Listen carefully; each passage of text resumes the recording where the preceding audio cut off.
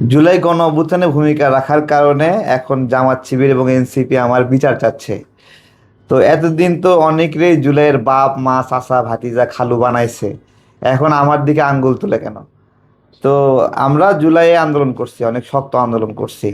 যখন এই যে হাসনাত সার্জিস ডিবির হারুন ভাইয়ের ওখানে গিয়ে খাবার খাইলো, আপোষ করলো, তো সেই সময়টাতে আমরা আন্দোলন করছি।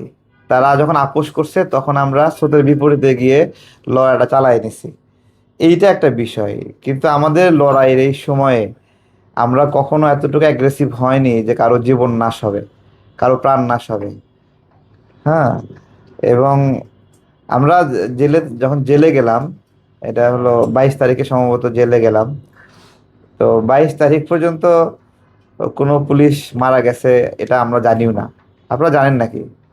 22 তারিখ পর্যন্ত কোনো পুলিশ মারা যায়নি। আমরা জেল থেকে বের হয়ে আসার পরে আমি আমার বন্ধু থেকে শুনলাম, ও পুলিশের একজন এসআই। তো ওর ওয়াইফ গর্ভবতী ছিল।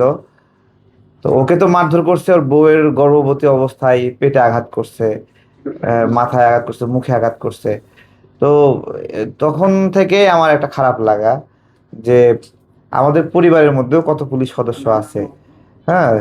তো আন্দোলনে তো কিছু আইন শৃঙ্খলা রক্ষাকারী বাহিনীর দ্বারা মানুষ তো খুন হয়েছেই, কিন্তু পুলিশ বাহিনীর মধ্যে যারা মারা গেছে তারা সবাইকে অপরাধী ছিল।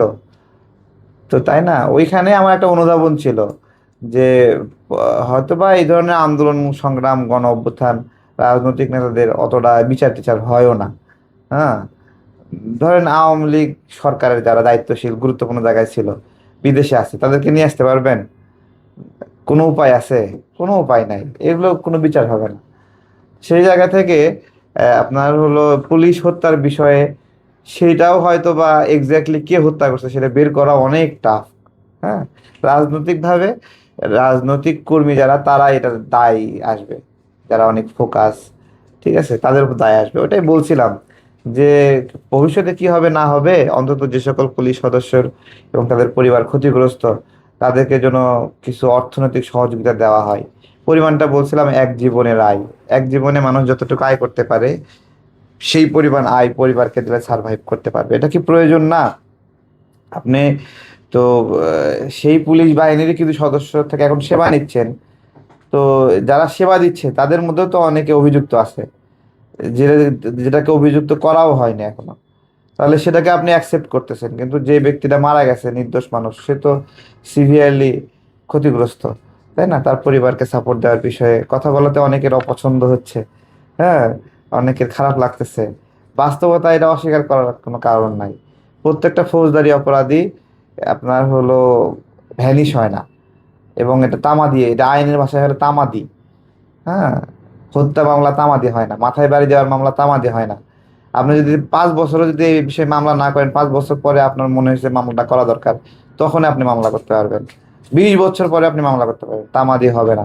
জমি জমার মামলা আছে না, এটা নির্দিষ্ট সময় আছে যে 30 দিন 60 দিন পরে আপনি যদি আপিল না করেন তাহলে আপিল করতে পারবেন না, কিন্তু ফৌজদারি ঘটনায় কোনো তামাদি হবে না। এটাই বলছিলাম, যেটা হয় না সেটা তো আইনের ভাষা হয় না। এখন আপনি ফাইলটা উল্টায় রাখেন, ছিঁড়ে ফেলান, ধ্বংস করেন, সমস্যা নেই।